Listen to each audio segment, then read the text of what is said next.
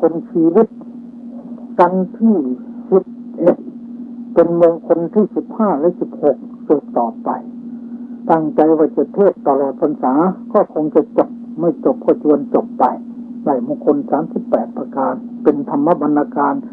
ฝากญาติฝากโยมทั้งหลายเป็นเทศญาติโยมผู้ใจบุญมีกุศลศรัทธาเอาไปไว้ที่บ้านเปิดฟังตั้งแต่มงคลที่1ถึง38ก็จะเป็นบุญไม่ใช่น้อยอาตมาก็พยายามที่อธิบายเท่าที่สามารถญาติโยมผู้ใจบุญทั้งหลายชีวิตของคนเราเกิดมาในโลกนี้ไม่จีรังยั่งยืนเลยสิ่งที่เรารู้ไม่ได้พระพุทธเจ้าทรงแสดงไว้5ประการ1ชีวิตคือความเป็นอยู่ไม่มีใครรู้ได้ว่าเราจะอยู่ในโลกมนุษย์กี่วันกี่คืนกี่เดือนกี่ปีทั้งหลายโปรดดูเครื่องบินสิ200เท่าไหร่69หรือเท่าไหร่นั่นตายเรียบต่างคนก็นึกว่าจะไปดูหน้าลูกหน้าเมียหน้าพ่อหน้าแม่กิจการงานแต่มาเผลอแป๊บเดียวเท่านั้นแหละไม่กี่ชั่วโมงแหลกละเอียดแล้วนี่ชีวิตพระพุทธเจ้าว่าชีวิตคือความเป็นอยู่ไม่มีใครรู้ได้ไม่มีนิมิตไม่มีเครื่องหมายไม่มีป้ายบอกยี่ห้อไว้เลย2พยาธิความเจ็บไข้ได้ป่วยจะเกิดขึ้นวินาทีใดก็ไม่มีใครทราบ3การเวลาที่จะตายก็ไม่มีใครทราบ4ที่ทิ้งร่างเกิดอยู่ประเทศหนึ่งไปตกไปทิ้งไปตายในที่แห่งหนึ่ง5คติที่จะไปเกิดไม่รู้จะไปเกิดเป็นกบเป็นเขียดเป็นกุ้งเป็นปูเป็นปลาเป็นเทวดามนุษย์ที่ไหนไม่มีใครทราบทั้งนั้นเมื่อเป็นเช่นนี้เราท่านทั้งหลายจึงสมควรแล้วที่เราจะไม่ประมาทเราควรจะได้สร้างบุญสร้างกุศลอันเป็นผลกำไรแห่งชีวิตเอาไว้เรามาดีไปดีอยู่ดีกินดีก็เพราะพระธรรมของพระพุทธเจ้ามาให้ดีมีธรรมประจำจิตดีจะติดต่อตั้งไว้ยังอยู่ไปให้ดีมีธรรมเข้าค้ำชูดีจะอยู่แหวงภาคเมื่อจากดังนั้นเมื่อเรามีธรรมะแล้วก็ชื่อว่าเรามาดีเราจะไปก็ไปดีเพราะเรามีบุญเช่นธรรมิกาอุบาสกเป็นตัวอย่างเกิดมาพาลูกพาเมียสร้างแต่บุญยังไม่ตายก็มีเทวดาเอารถมารับจากสวรรค์6ชั้นฟ้าโน้นนี่ก็เพราะบุญอำนวยให้ไม่อยากไปก็ต้องไปคนที่มีบุญตายจากโลกมนุษย์นี้ท่านกล่าวว่าเหมือนกับทุบถาดดินแล้วไปเอาถาดทองคำมันสะดวกสบายเหมือนอย่างนั้นไม่ต้องเสียดายร่างเพราะสร้างบุญกุศลไปแล้วเราข้างหลายก็ควรจะได้นึกเช่นนี้การฟังธรรมะก็ถือว่าเป็นบุญนั่นน่ะนักปราชญ์ทั้งหลายมีพระพุทธเจ้าเป็นต้นทรงยกย่องสรรเสริญว่าเป็นมงคลชีวิตของคนแต่ละท่านเฉพาะวันนี้จะได้เทศถึงมงคลที่17ญาตการนันจะสังคโหการสงเคราะห์ญาติพระพุทธเจ้าตรัสว่าเป็นมงคลคำว่าญาติบาลีเรียกว่าญาติแปลว่าญาติญาติแปลว่าผู้รู้จักกันคุ้นเคยกันหมายความว่าบุคคลที่รู้จักกันข้างฝ่ายบิดาและข้างฝ่ายมารดาหมายเอา7ชั่วคนคือนับขึ้นไป3นับลงมา3ทั้งกลางเป็น1เรียกว่า7ชั่วโคตรหรือ7ชั่วคนญาติมีอยู่2คือญาติทางโลก1ญาติทางธรรม1ญาติทางโลกจะแนกเป็น2คือญาติเก่า1ญาติใหม่1ญาติเก่าได้แก่ญาติตามเครือญาติตามวงญาติกันจริงๆญาติใหม่ได้แก่บุคคลผู้คุ้นเคยกันเป็นเพื่อนเห็นเพื่อนคบกันดังมีหลักฐานรับรองไว้ว่าวิทาสาปรมายาติผู้คุ้นเคยชื่อว่าเป็นญาติสนิทญาติในทางธรรมจะแนกเป็น4คือ1อุปสัมปทายาติเป็นญาติเพราะบวชให้เป็นพระภิกษุ2ปัพพชายาติเป็นญาติเพราะบวชให้เป็นสามเณร3นิสยญาติเป็นญาติเพราะให้นิสัย4ธรรมญาติเป็นญาติเพราะได้สอนธรรมะให้สงเคราะห์คือเกื้อกูลญาติเหล่านั้นผู้ถูกความเสื่อมทรัพย์สมบัติครอบงำถูกความเสื่อมเพราะพยาธิคือความเจ็บไข้ครอบงำซึ่งมาสู่สำนักของตนด้วยของกินผ้านุ่งห่มทรัพย์และธัญญาหารเป็นต้นตามกำลัง การสงเคราะห์นั้นจำแนกเป็นสองอย่างคืออามิตรสังฆโหสงเคราะห์โดยอามิตรคือด้วยปัจจัยสี่ได้แก่เครื่องนุ่งห่มอาหารที่อยู่ที่อาศัยโยกยาแก้ไขเข้าของเงินทองเท่าที่สามารถจะสงเคราะห์กันได้ไม่ให้ดูดายไม่ให้ดูถูกไม่ให้เหยียดหยามไม่ให้ดูแคลนว่าญาติยากจน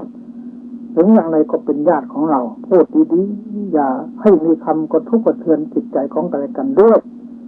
ธรรมสังฆโหสงเคราะห์ด้วยธรรมะที่แนะนำพร่ำสอนธรรมะสอนวินัยให้สอนสมถะสอนวิปัสสนาให้นี่เป็นตัวอย่างแม้องค์สมเด็จพระผู้มีพระภาคเจ้าก็ได้ทรงแสดงไว้ในพระไตรปิฎกเล่มที่11หน้าที่42ว่า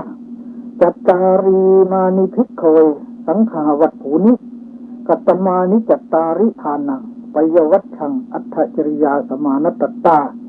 มีมานิโอภิกขเวจัตตาริสังฆาวัตถุนิดูก่อนท่านผู้เห็นภัยในวัฏสงสารทั้งหลายวัตถุเป็นเครื่องยึดเหนี่ยวน้ำใจของผู้อื่นมีอยู่สี่อย่างคือหนึ่งทานสองการพูดจาไพเราะอ่อนหวานสามการประพฤติประโยชน์ต่อกันสี่ความเป็นผู้วางตนเสมอไม่ถือตัวนี่แหละภิกษุทั้งหลายเรียกว่าวัตถุเป็นเครื่องยึดเหนี่ยวน้ำใจของผู้อื่นไว้ได้ดังนี้ดังนั้นเมื่อยากดังที่กล่าวมานี้ตกทุกข์ได้ยากบากหน้ามาหาเราก็จะดูหมิ่นดูแคลนกันให้พูดจาประสัยด้วยถ้อยคำที่ไพเราะเห็นอกเห็นใจซึ่งกันและกันสงเคราะห์ได้ก็สงเคราะห์กันไปมากบ้างน้อยบ้างตามฐานะตามโอกาสที่มีน้อยก็บอกว่าน้อยก็ให้ตามสมควรถึงบางครั้งเราไม่มีหรือเรามีแต่เรามีธุระอย่างอื่นจำเป็นก็จะพูดให้เสียใจให้กระทบกระเทือนจิตใจของกันอันนี้ท่านห้ามไม่ให้ดูหมิ่นดูแคลนญาติมิตรของตัวเองนั้นคนที่ไม่ดูหมิ่นดูแคลนญาติมิตรของตัวเองนี้ถือว่าเป็นมงคลอันสูงสุดในทางศาสนาประการหนึ่งดังที่พระองค์ตรัสไว้ว่ายาตการนันจะสังฆโหการสงเคราะห์ญาตินี่เป็นมงคลอันสูงสุดเป็นมงคลอย่างไรเป็นมงคลอย่างนี้คือหนึ่งเป็นมหากุศลการสงเคราะห์นี่เป็นบุญการให้ในจิตตรงนี้ไม่ใช่บาปเป็นบุญแก่ตัวของเราเองเป็นความดีแก่ตัวของเราเองสองเป็นเครื่องยึดเหนี่ยวน้ำใจของกันและกันไว้ก็ที่คนนั้นน้องคนนี้ดีอย่างนั้นดีอย่างนี้เรายึดเหนี่ยวน้ำใจของกันและกันไว้ทำไม่ให้ขาดพี่ขาดน้องกันด้วยทำให้สายโลหิตรักใคร่กันไม่จืดจางอีกด้วยสามทำให้สนิทสนมคุ้นเคยกันสี่ทำให้เกิดความเคารพคารวะในกันและกันห้าทำให้เกิดความสามัคคีกันหกทำให้เกิดความจงรักภักดีต่อกันและกันเจ็ดเป็นวัฒนธรรมอันสูงส่งทางพระพุทธศาสนาแปดเป็นประเพณีอันดีงามของนักปราชญ์เก้าเป็นตัวอย่างแก่อนุชนรุ่นหลังสิบเป็นทางนำไปสู่สุคติโลกสวรรค์11เป็นทางดำเนินของท่านผู้รู้12ไม่มีภัยไม่มีเวร13เป็นประโยชน์ทั้งภพนี้และภพหน้า14ทำให้เป็นอุปนิสัยแก่ทานศีลภาวนา15เป็นภาวะปัจจัยแก่มรรคผลนิพพานโบราณท่านว่าพี่ขาดน้องเกื้อพี่เขือน้องเขินหมายความว่าพี่น้องญาติมิตรก็ต้องเกื้อกูลอุดหนุนซึ่งกันและกันตามสมควรตามมีตามเกิดตัวอย่างประกอบอธิบายในมงคลข้อนี้คือหนึ่งเรื่องสุนัขโพธิสัตว์ในอดีตการปางก่อนโน้นพระโพธิสัตว์คือพระพุทธเจ้าของเราเสวยพระชาติเป็นสุนัขในวังกัดหนังราชรสพระราชาทรงตู้ให้สุนัขทั้งหลายใครพบเห็นในที่ไหนสั่งให้ฆ่าในที่นั้นยกเว้นแต่สุนัขในวังเท่านั้นสุนัขโพธิสัตว์จึงเข้าไปกราบทูลพระราชาให้ทรงทราบแล้วรับสั่งให้งดเว้นการฆ่าสุนัขพระราชทานอภัยแก่สุนัขทั่วไปให้ตั้งในจะได้พัฒทานการประหนึ่งว่าพระกยาหารของพระองค์แก่สุนัขทั้งสิ้นตั้งต้นแต่พระโพธิสัตว์ลงมาพระราชาทรงตั้งอยู่ในโอวาทของพระโพธิสัตว์สมาทานเบญจศีลบำเพ็ญกุศลมีทานเป็นต้นทั้งสิ้นพระชนได้ไปบังเกิดในเทวโลกเนี่ยสุนัขยังสงเคราะห์ญาติพอญาติถูกเขาฆ่าเขาอะไรต่างๆต้องเข้าไปกราบทูลพระเจ้าแผ่นดินจนถึงในรั้ววังพระเจ้าแผ่นดินก็เกิดคนเลิกใสสองเลิกกา ในอดีตการพระโพธิสัตว์สวยพระชาติเป็นกาอาศัยอยู่ในป่าช้าใหญ่มีกาเป็นบริวารอยู่หลายหมื่นตัวกาตัวหนึ่งถ่ายอุจจาระรดหัวอิสรชนก็โกรธจึงผูกอาฆาตจองเวรไว้ในกาทั้งหลายเวลาช้างถูกไฟไหม้จึงให้คนฆ่ากาเพื่อเอาน้ำมันเหลวมาทาแผลช้างพวกมนุษย์พากันฆ่ากาเป็นก่ายเป็นกองก็ไม่ได้น้ำมันเหลวกาพระโพธิสัตว์จึงเข้าไปหาพระราชาแสดงทำให้ประชาทรงเลื่อมใสแล้วพระราชทานอภัยแก่กาและสรรพสัตว์ทั่วไปพระราชาทรงดำรงอยู่ในเบญจศีลทรงเลิกตั้งทานประจำไว้แก่กาทั้งหลายให้คนหุงข้าวขยำอาหารด้วยรสอันอร่อยให้แก่กาทุกวันนี่ก็เพราะการสงเคราะห์ญาติเสียสละยอมตายครั้งเป็นสุนัขก็เหมือนกันที่นกไมหกะพระโพธิสัตว์เกิดเป็นบุตรเศรษฐีมีทรัพย์80 โกฏมอบทรัพย์ทั้งสิ้นพร้อมทั้งบุตรภรรยาให้แก่น้องชายแล้วออกบวชเป็นฤาษีบำเพ็ญฌานและอภิญญาให้เกิดอาศัยอยู่ในหิมวันตประเทศน้องชายเกิดความโลภในทรัพย์สมบัติคิดฆ่าลูกของพี่ชายคือหลานของตัวเองพอได้โอกาสก็กดคอทารกให้จมน้ำตายถูกพี่ชายของภรรยาถามลวงว่าเด็กเล่นอยู่ที่แม่น้ำภายหลังฉันค้นหาก็ไม่พบพี่สะใภ้ร้องไห้แล้วนั่งอยู่พระโพธิสัตว์ทราบเหตุนั้นจึงเหาะไปสู่เรือนน้องชายถามว่าเด็กไปไหนน้องชายตอบว่าตายแล้วไปที่เล่นน้ำพี่ชายจึงกล่าวว่าเนี่ยคนชั่วกรรมชั่วที่เจ้าทำได้ปรากฏแก่เราเจ้าฆ่าเด็กนั้นเสียเพราะโลภจะเอาสมบัตินี้เสวยตัวเจ้าจะพึงสามารถรักษาทรัพย์ที่กำลังจะสูญหายอยู่ด้วยราชภัยเป็นต้นได้ละเลยอาการกระทำของตัวเจ้ากับนกชื่อไมหกะจะไม่แตกต่างอะไรกันเลยหมายความว่านกไมหกะก็คือนกเขานั่นเองธรรมดานกเขาเมื่อบินไปจับต้นไม้แล้วย่อมจะขันว่าของกูอยู่เสมอแต่ไม่กินผลไม้ส่วนนกจำพวกอื่นและนกอื่นๆเมื่อบินมาจับก็รีบกินเอาจนอิ่มแล้วก็บินหนีข้อนี้ฉันใดคนบางคนก็ฉันนั้นรวบรวมทรัพย์สมบัติไว้มากแล้วไม่ทำบุญไม่บำรุงตนไม่สงเคราะห์ญาติโม้แต่หลงอยู่ว่าของกูในไม่ช้าก็คงจะถูกโจรลักถูกไฟไหม้ถูกรื้อถูกโกงหรือตายจากไปเสียเป็นต้นก็ได้ทั้ง3เรื่องนี้ชี้เห็นว่าการสงเคราะห์ญาติเป็นมงคลให้ผลแก่ตนและคนอื่นให้ผลทั้งภพนี้และภพหน้าควรที่สาธุชนจะพึงเป็นผู้ไม่ประมาทหาโอกาสบำเพ็ญทานศีลภาวนาเสียแต่บัดนี้มงคลที่17ก็ขอยุติเพียงย่อๆเท่านี้ก่อนต่อไปจะว่าถึงมงคลที่18ว่าถึงอนวัชชานิกรรมมานิการงานที่ไม่มีโทษงานไม่มีโทษได้แก่งานสุจริตงานยุติธรรมงานไม่มีเวรไม่มีภัยแก่ใครๆและงานที่ไม่เบียดเบียนใครๆงานไม่มีโทษในที่นี้มี2อย่างงานภายนอกและงานภายในนะงานภายนอกได้แก่งานต่างๆในทางโลกที่คนทั้งหลายพากันทำมาหาเลี้ยงชีพอยู่ในโลกทุกวันนี้เช่นทำนาทำสวนค้าขายเป็นครูสอนโรงเรียนเป็นช่างไม้ช่างกลเป็นข้าราชการทหารตำรวจพ่อค้าประชาชนเป็นต้นการงานที่ไม่ผิดกฎหมายของบ้านเมืองไม่ผิดศีลธรรมทางพระพุทธศาสนาชื่อว่าการงานไม่มีโทษแต่ยังจัดเป็นงานภายนอกงานภายใน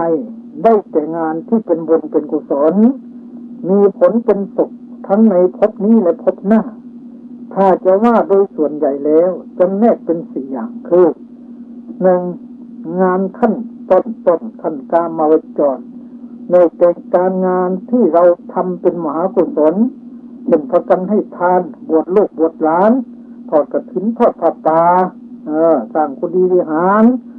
สงเคราะห์คนยากจนให้ทุนการศึกษาสร้างโรงเรียนสร้างโรงพยาบาลเหล่านี้เป็นต้นมีผลให้ไปเกิดเป็นมนุษย์เป็นเทวดานี่แหละว่างานภายในเป็นงานบุญกุศลงานขั้นครูปรจรได้แก่การทำงานขั้นสมถกรรมฐาน คือเจริญสมถะจนได้ฌานมีผลให้ไปเกิดในรูปภพ16 ชั้นงานขั้นรูปจรได้แก่การงานขั้นอรูปกรรมฐานคือเจริญสมถะได้ฌานแล้วเจริญอรูปกรรมฐานต่อจนได้อรูปฌานตายก็ไปเกิดในอรูปภพ4 ชั้นงานขั้นโลกุตระได้แก่การงานทำขั้นเหนือโลกทั้ง3คือเหนือโลกมนุษย์เหนือโลกสวรรค์เหนือโลกพรหมมีผลให้เข้าสู่นิพพานงานทั้ง4ขั้นนี้เป็นงานไม่มีโทษทั้งสิ้นถ้าใครทำงานอย่างนี้ผู้นั้นชื่อว่าเป็นผู้ได้ทำงานไม่มีโทษถูกต้องตามมงคลนี้โดยแท้งานอันหาโทษไม่ได้นั้นเมื่อจะกล่าวโดยส่วนพิสดารตามที่ท่านแสดงไว้มีอยู่ถึง10 ประการคือ 1. การสมาทานอุโบสถศีลอุโบสถศีลมี3คือปกติอุโบสถเจอุโบสถศีลที่บุคคลสมาทานรักษาในวัน8 ค่ำ 14 15 ค่ำปฏิชาครอุโบสถเจอุโบสถศีลที่บุคคลสมาทานรักษาในวันขึ้น4 ค่ำ 6 ค่ำ 7 ค่ำ 8 ค่ำ 13 ค่ำของเดือนข้างขึ้นและ1 ค่ำ 4 ค่ำ 6 ค่ำ 7 ค่ำ 9 ค่ำ 12 หรือ 13 ค่ำของเดือนข้างแรม3. ปาฏิหาริยอุโบสถเจอุโบสถศีลที่บุคคลรักษา15 วันหรือ1 2 3 4 เดือนหรือตลอดการเป็นนิจแล้วก็วิยาวัจจะใหม่หรือวิยาวัจจะกรการทำการงานช่วยเหลือกันในทางชอบถือว่าเป็นบุญเป็นกุศลเช่นพระเจ้าจันทประโชติแล้วแท่งชนเป็นตัวอย่างอารามโรปะการสร้างสำนักสงฆ์สร้างวัดไว้เพื่อให้พระสงฆ์ได้อยู่อาศัยปฏิบัติธรรมบำเพ็ญสมณธรรมสืบอายุพระพุทธศาสนาวนโรปะปลูกต้นไม้เพื่อบูชาพระรัตนตรัยเพื่อให้บุคคลได้พึ่งพาอาศัยวิหกนกทั้งหลายก็คอยอาศัยไปด้วยเสตุการกะหรือเสตุกรณะสร้างสะพานเพื่อบุคคลสัญจรไปมาได้สะดวกปะป้าสร้างปะป้าเพื่อให้ประชาชนได้ใช้น้ำสะดวกสบายอุทธปานะตั้งน้ำใช้น้ำดื่มไว้เพื่อให้คนได้ใช้สะดวกสบายอุปัสยะให้ที่อยู่ที่อาศัยเป็นทานธรรมัฏฐะตั้งอยู่ในทานกุศลศีลกุศลภาวนากุศลหรือตั้งอยู่ในบุญจริยาวัตถุทุกประการศีลสัมปันนะถึงพร้อมด้วยปกติศีลและภาวนาศีลนี่เรียกว่าการงานภายในมีถึง10 ข้อส่วนการทำงานที่ไม่มีโทษนั้นทั้งโลกและธรรมหรือว่าเป็นมงคลอันสูงสุด 1. ชื่อว่าได้เตรียมตัวก่อนตายไว้พร้อมแล้ว 2. เป็นมหากุศลคือเป็นความดีขั้นต้นขั้นกลาง 3. ชื่อว่าเป็นผู้ไม่ประมาท 4. ป้องกันภัยในวัยภูมิ 5. กำจัดกิเลสและกองทุกข์ 6. รักษาสัตธรรม 3. คือปริยัติปฏิบัติปฏิเวท 7. ชื่อว่าได้บูชาพระรัตนตรัยด้วยอามิสบูชาและปฏิปฏิบูชา 8. ได้รับความสุข7 ประการคือสุขในมนุษย์สุขทิพย์สุขในฌานสุขในวิปัสสนาสุขในมรรคในผลตามสมควรแก่วาสนาบารมีของตนตัวอย่างประกอบในมงคลที่18นี้มีดังนี้คืออานิสงส์ศีลพระผู้มีพระภาคตรัสอานิสงส์ของอุโบสถศีลแก่พระนางมีสาขามหาวาสิกาปรากฏอยู่ในพระไตรปิฎกเล่มที่20ใจความว่ามีสาขาผู้ใดพึงครองราชสมบัติเป็นอิสราธิบดีแห่งมหาชนบท16แว่นแคว้นเหล่านี้คืออังคะมคทะกาสีโกศลวัตถีมัลละเจตีวังสกุรุปัญจาละมัชฌะสุรเสนะอัสกะอวันตีคันธาระกัมโพชะซึ่งมีรัตนะ7 ประการอย่างมากมายการครองราชของผู้นั้นย่อมไม่ถึงเสี้ยวที่18แห่งอุโบสถซึ่งประกอบด้วยองค์8 ประการเลยนี่ก็แสดงว่าเป็นการงานภายในมีอานิสงส์มากเรื่องปุโรหิตกินสินบนปุโรหิตคนหนึ่งกินสินบนของคนหนึ่งทำคดีคดโกงแล้วไปสู่สำนักพระราชาถูกพระราชาตรัสถามว่าอาจารย์ท่านก็รักษาอุโบสถเหรอจึงทูลเท็จว่าพระพุทธเจ้าค่ะถูกอมาตย์คนหนึ่งทักว่าท่านนี่ได้รักษาอุโบสถไม่ใช่เหรอเข้าไปสู่เรือนบ้วนปากอธิษฐานอุโบสถตอนกลางคืนโยมาวันหนึ่งเขาให้มะม่วงแก่หญิง ผู้รักษาอุโบสถคนหนึ่งเขาได้ทำกรรมไว้เพียงเท่านี้ขั้นตายแล้วได้เป็นเวมานิกเปรตเปรตที่มีวิมานอยู่จะดังดีกว่าทุจริตนะเรื่องพระเจ้าอุทัยมีเศรษฐีคนหนึ่งชื่อสุกิระบริวารแปลว่าผู้มีบริวารสะอาดคือมีบริวารล้วนแต่คนดีมีศีลธรรมซื่อสัตย์สุจริตกตัญญูกตเวที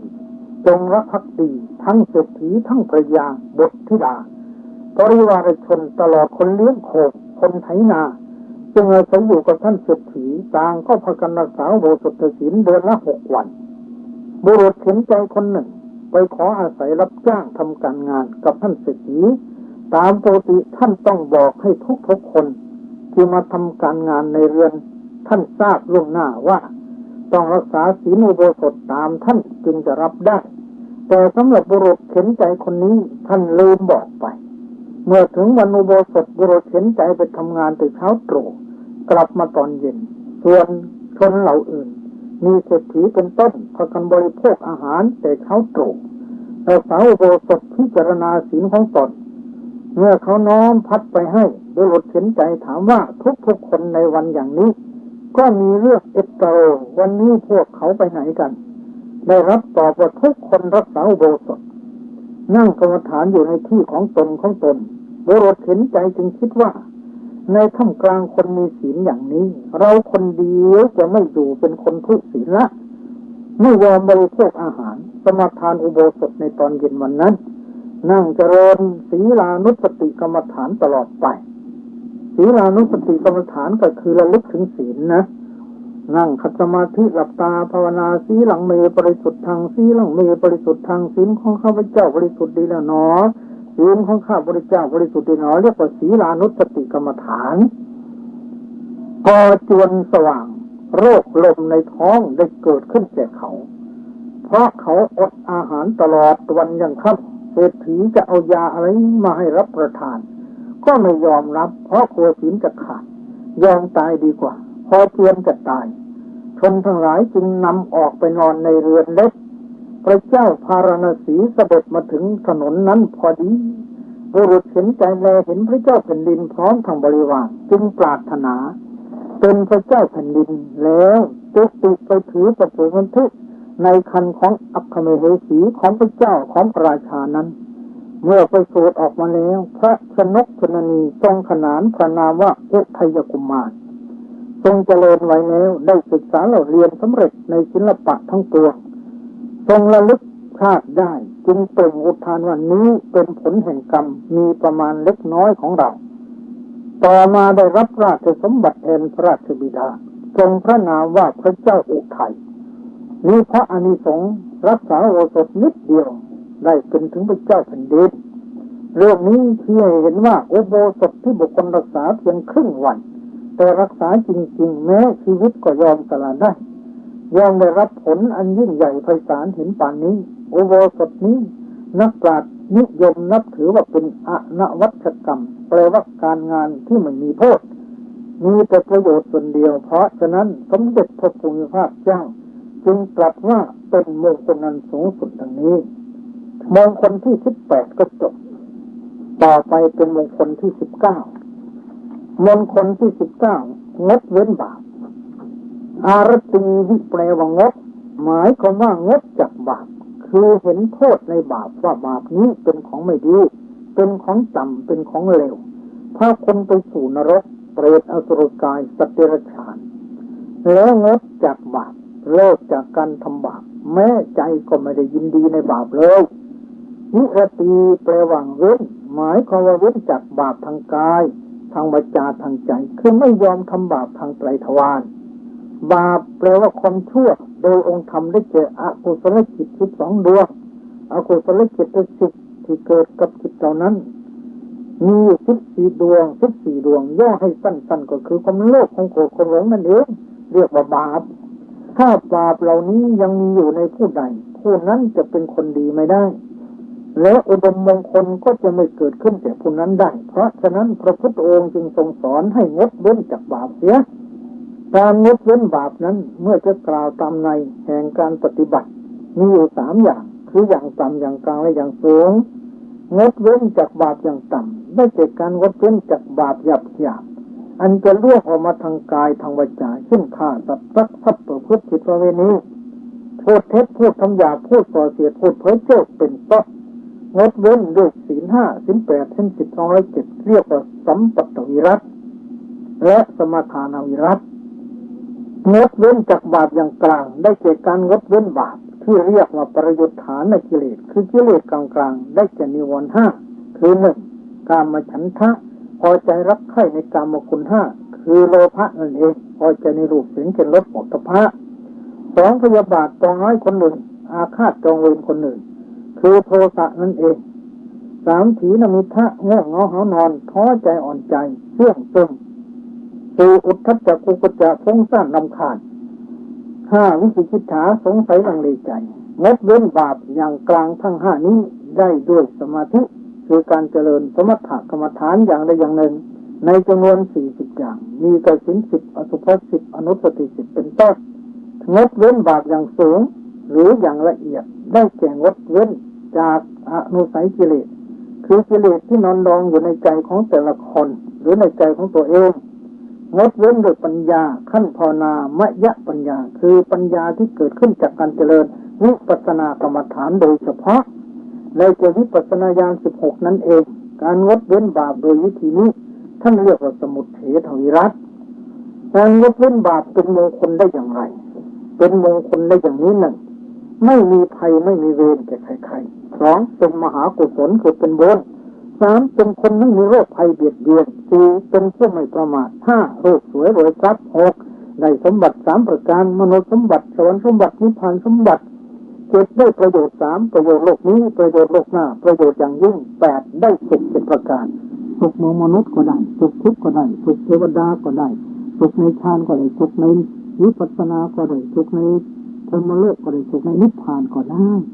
ก็คือว่าได้รักษาสัจธรรม3คือปริยัติปฏิบัติปฏิโรธไว้เป็นอย่างดีเกิดที่ว่าได้บูชาพระพุทธเจ้าด้วยปฏิบูชาตัวอย่างประกอบในมงคลนี้คือเรื่องจักรณะอุบาสกในเวลาจักรณะอุบาสกยังเป็นเด็กอยู่โรคมันเกิดขึ้นแก่มารดาหมอบอกว่าถ้าได้เนื้อกระต่ายสดจึงจะหายพี่ชายให้น้องชายไปหากระต่ายสดมา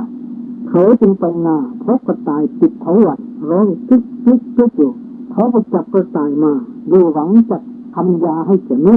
แต่คิดว่าการที่เราฆ่าสัตว์อื่นเพราะเหตุแห่งชีวิตของมารดาหาคนไม่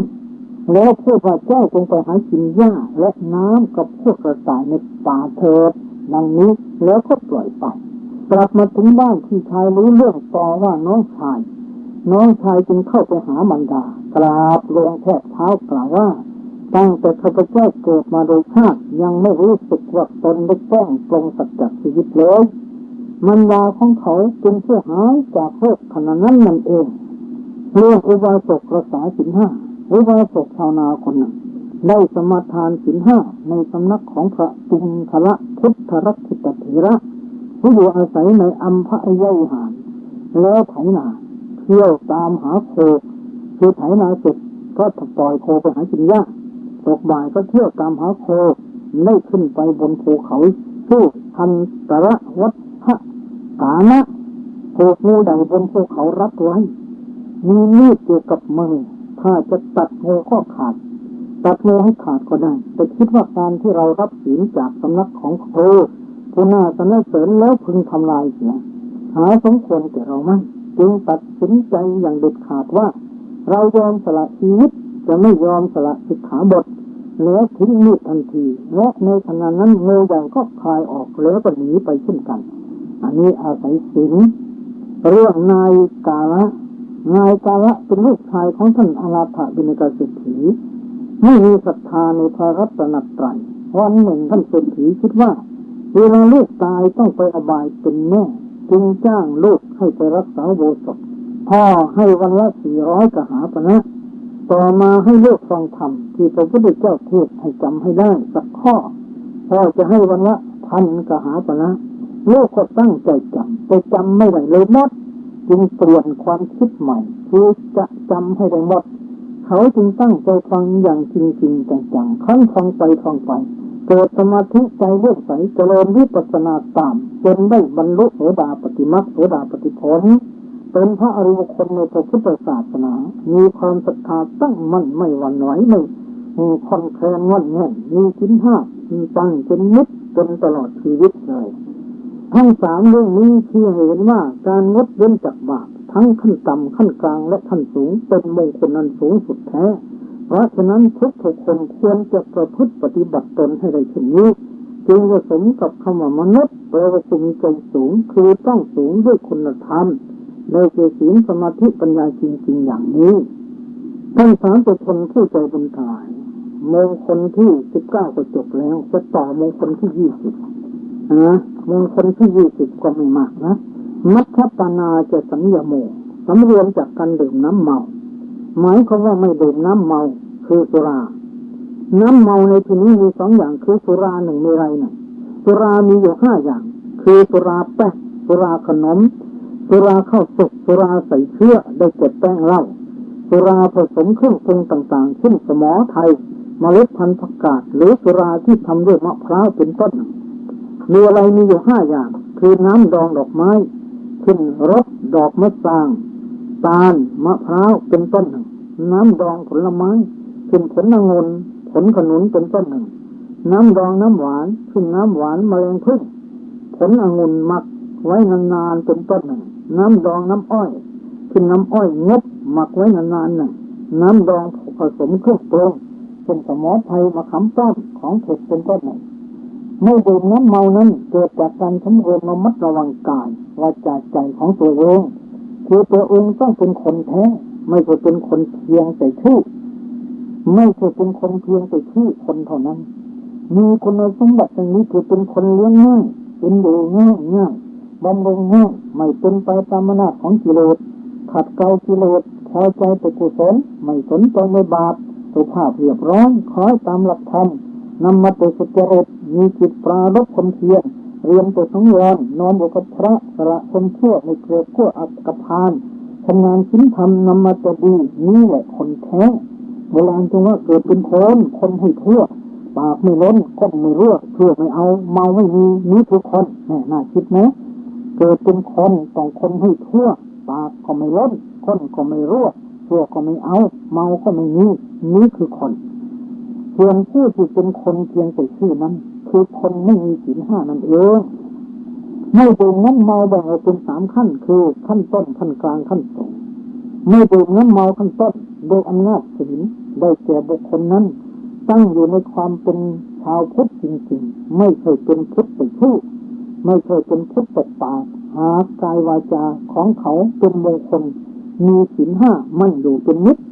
มีจิตคิดงดเว้นจากสุราเมรัยเป็นต้นเป็นคนเป็นคนแท้ๆเป็นคนเทวดาเมื่อแตกกายทำลายขันธ์สามารถไปเกิดในสุคติโลกสวรรค์ได้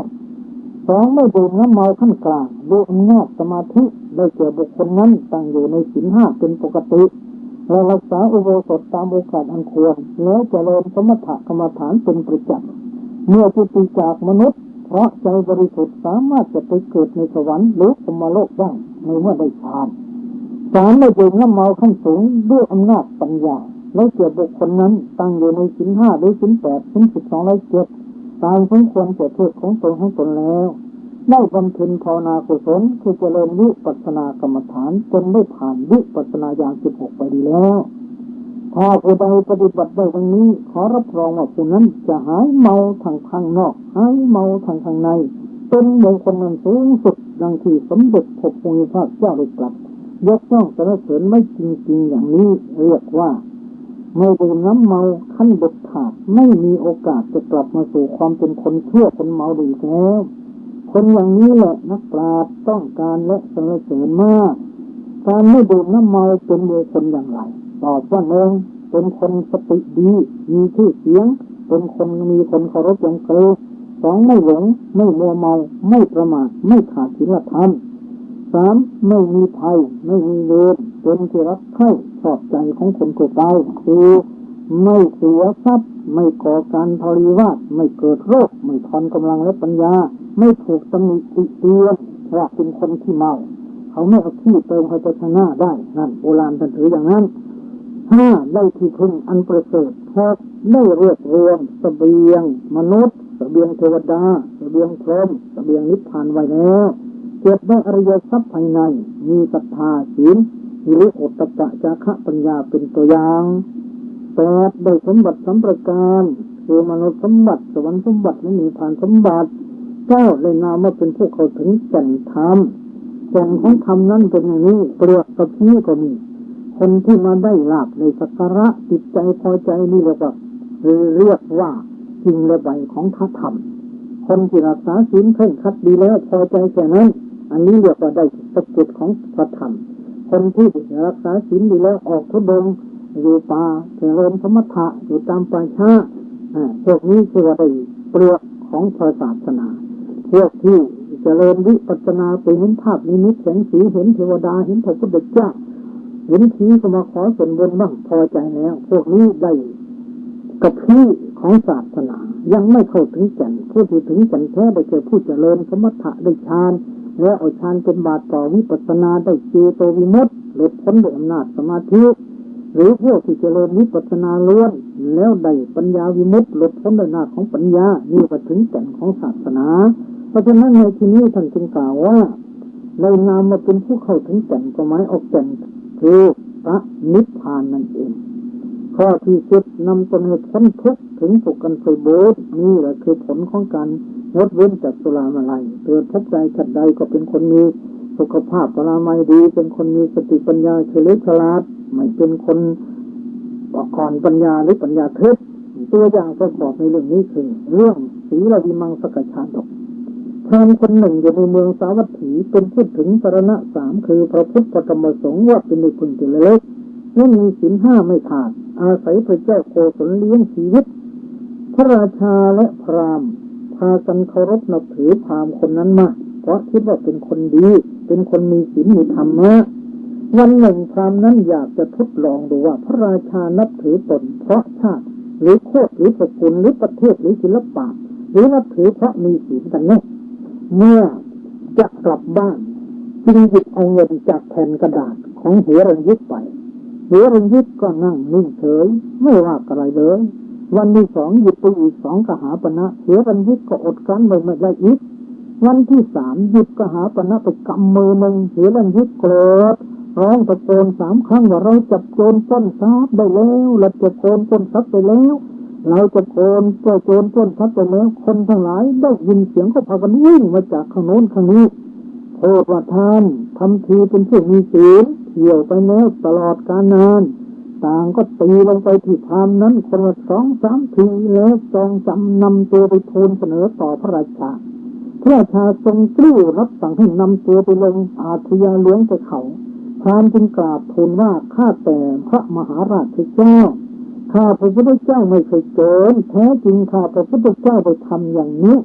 เพื่อจะทดลองดูว่าพระราชาและพราหมณ์นับถือเราเพราะอะไร